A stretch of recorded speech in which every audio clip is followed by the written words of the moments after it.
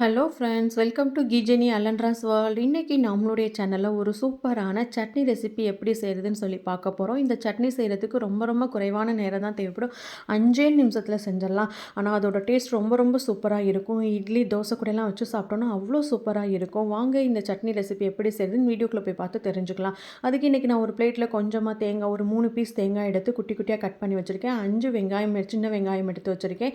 கொஞ்சமாக ஒரு 3 வரமிளகாய் எடுத்து வச்சுருக்கேன். ஒரே ஒரு மீடியம் சைஸில் தக்காளி எடுத்து வச்சுருக்கேன். இப்போ இது எல்லாத்தையுமே நம்ம தக்காளி தவிர இது எல்லாத்தையுமே ஒரு மிக்ஸி ஜாரில் சேர்த்து அரைச்சி எடுக்க போகிறோம். அதனால் ஃபஸ்ட்டு நம்ம கட் பண்ணி வச்சுருந்த தேங்காய் எல்லாத்தையும் சேர்த்துடலாம். அது கூடயே வரமிளகாய் 3 எடுத்து வச்சுருந்தோம் இல்லையா, அதையும் இது கூட சேர்த்துடலாம்.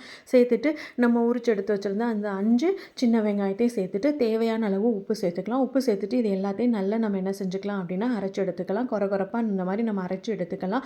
இது கூட நம்ம கட் பண்ணி வச்சுருந்த தக்காளியும் சேர்த்துக்கலாம். சேர்த்துட்டு எல்லாத்தையும் நல்லா என்ன செஞ்சுக்கலாம் அப்படின்னா ஃபைனாக அரைச்சி இந்த மாதிரி எடுத்துக்கலாம். இப்போ நம்மளோட சட்னி ரெடி ஆயிடுச்சு. இதை ஒரு பவுலில் நம்ம மாற்றிக்கலாம். மாற்றிட்டு இப்போ தாளிப்பு ரெடி பண்ணணும். அதனால் ஒரு பாத்திரத்தை அடுப்பில் வச்சு சூடு பண்ணி அந்த பாத்திரம் நல்லா சூடான பிறகு தேவையான அளவு எண்ணெய் சேர்த்து எண்ணெயும் நல்லா சூடான பிறகு கொஞ்சமாக கடுகு சேர்த்துக்கலாம். கடுகு நல்லா வெடிச்சு வந்த பிறகு உளுத்தப்பருப்பு சேர்த்துக்கலாம். இதில் தேவையான அளவு கருவேப்பிலையும் சேர்த்துக்கலாம். சேர்த்துட்டா நம்மளோட தாளிப்பு ரெடி ஆயிடுச்சு. இதை நம்ம எடுத்து வச்சுருந்தா இந்த சட்னியில் சேர்த்துட்டோம் அப்படின்னா நம்மளுடைய சட்னி ரொம்ப ரொம்ப சூப்பராக ரெடி ஆகிடுச்சு.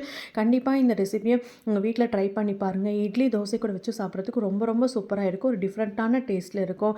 கண்டிப்பாக ட்ரை பண்ணி பாருங்கள். தேங்க்ஸ் ஃபார் வாட்சிங்.